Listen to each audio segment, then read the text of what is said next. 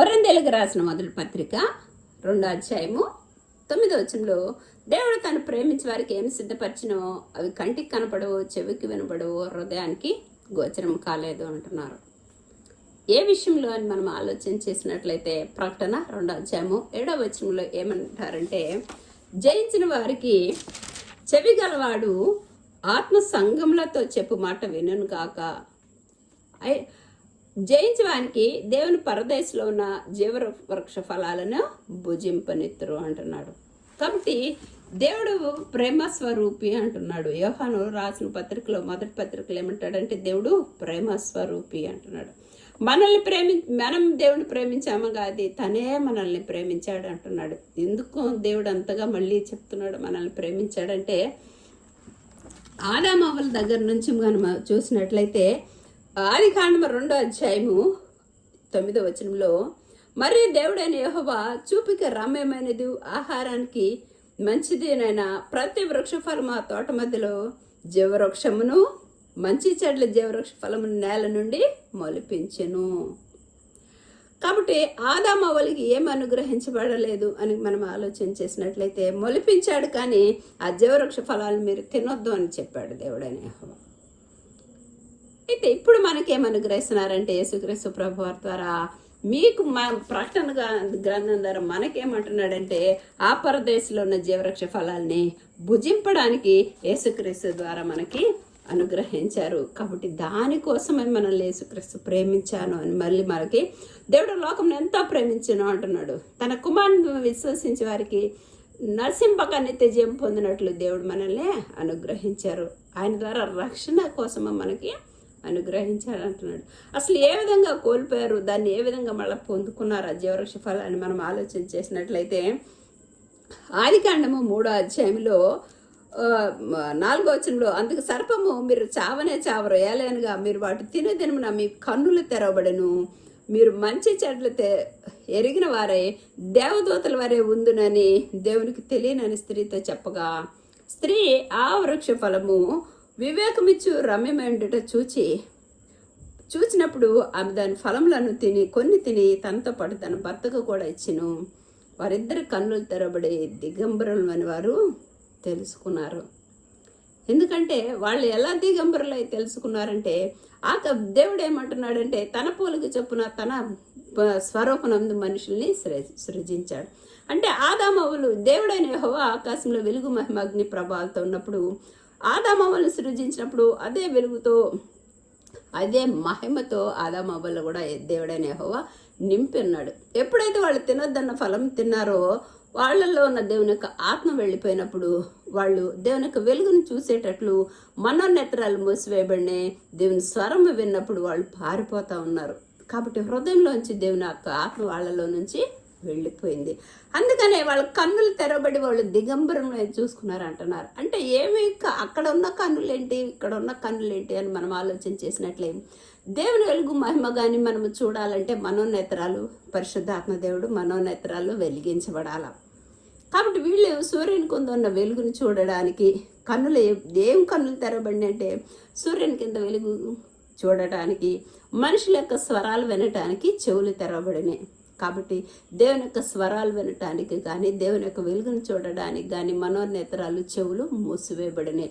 దేవుని ఆత్మ వాళ్ళలో నుంచి వెళ్ళిపోయింది. కాబట్టి అందుకనే ఇక్కడ ఏమంటున్నాడంటే, దేవుడు తను ప్రేమించే వారికి కంటికి కనబడవు, చెవికి వినబడవు, హృదయానికి గోచరం కాలేదు. అంటే ఇక్కడ అందుకనే 2వ అధ్యాయం కొరింథీయుల మొదటి పత్రికలో ఏమంటాడంటే, మనమైతే దేవుడు వాటిని తన ఆత్మ వలన బయలుపరిచి ఉన్నాడు, ఆత్మ అన్నింటినీ దేవుని మర్మాలను కూడా పరిశోధించుచున్నాడు. అంటే దేవుని ఆత్మ దేవుని సంగతులను దేవుని ఆత్మకే కానీ మరి ఎవరికి తెలియవు అంటున్నారు.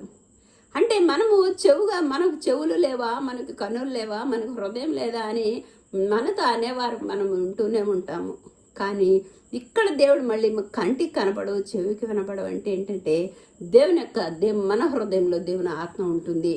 కాబట్టి ఎప్పుడైతే మనము ఆ స్వరాలు మళ్ళీ ఎలా వినగలుగుతున్నాము, దేవుని యొక్క సన్నిధిని ఆదాము అవ్వలు దేవుని యొక్క సన్నిధిని కోల్పోయారు. దేవుని ఆరాధించుకునేట్లు దేవుని వెలుగును చూసేటప్పుడు ఎప్పుడైతే కోల్పోయారో మనము యేసుక్రీస్తు ప్రభువారు మనకి ఇంకా రోమా 5:8 మనకి ఏం చెప్తాడంటే, మనం ఇంకా పాపులమైండ్గా, మనం ఇంకా బలహీనమైండ్గా, మనము భక్తిహీనమైండ్గా, మనం శత్రువులమైండ్గా యేసుక్రీస్తు ప్రభు మన కోసం సెలవులో మరణించారు.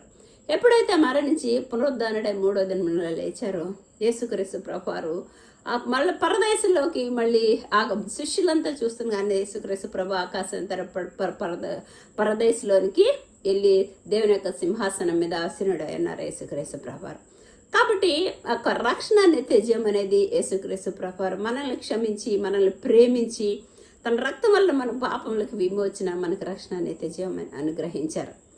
కాబట్టి ఎప్పుడైతే మనము పశ్చాత్తాపడి బాప్తిసం తీసుకొని ఉన్నప్పుడు పరిశుద్ధాత్మ అనే సంచికరు మనకి అనుగ్రహించబడుతుంది.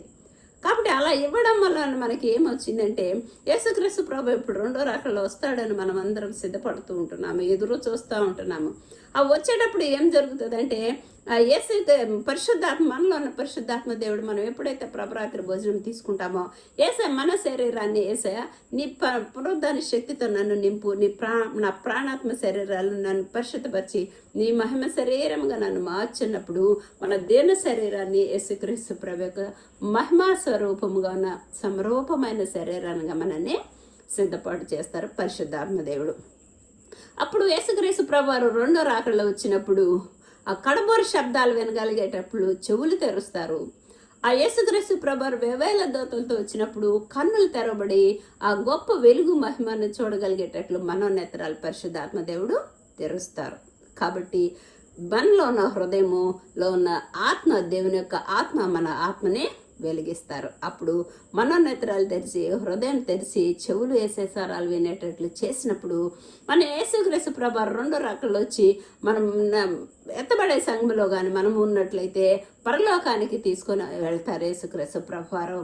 అప్పుడు దేవుని యొక్క రాజ్యంలో, మహాదేవుని యొక్క సన్నిధిలో మనల్ని రాజ్యముగా అప్పగిస్తున్నప్పుడు ఆ దేవాతి దేవుని మనము ఆరాధించుకుంటూ, దేవదూతలాగా ఆరాధించుకుంటున్నప్పుడు, అప్పుడు దేవాతి దేవుడైన మనకి ఏం చేస్తారంటే, ఆదామవులకి ఏ జీవవృక్ష ఫలాలు అయితే తినొద్దన్నాడో, ఆ మహాదేవుడు ఆ ప్రేమ స్వరూపి మనల్ని ప్రేమించి ఆ జీవవృక్ష ఫలాలు మనకు అనుగ్రహించి, దేవాతి దేవుడు యుగయుగాలు జీవించినట్లే మనం ఆ దేవాతి దేవుని జీవవృక్ష ఫలాలు తిని యుగయుగాలు దేవాతి దేవుని స్తుతించి మహిమపరుచుకుంటాము.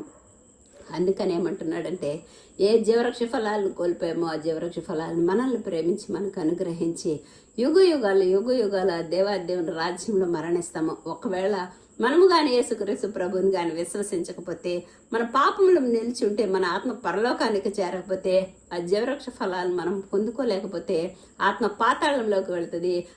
అగ్ని ఆరదు, పొరుగు చావదు. అప్పుడు జీవవృక్ష ఫలాలు కాదు కానీ మరణమే మనకి కాపరై ఉంటుంది. ఒకవేళ యేసుక్రీస్తు ప్రభువాన్ని శిలువ రక్తంతో నన్ను కడిగి పరిశుద్ధపరచని మనం ఎప్పుడైతే పాపాలను ఒప్పుకొని విడిచిపెట్టి యేసునామాన్ని అంగీకరించామో, అప్పుడు యేసే 2వ రాకడలో మనకి జీవవృక్ష ఫలాల్ని అనుగ్రహిస్తారు.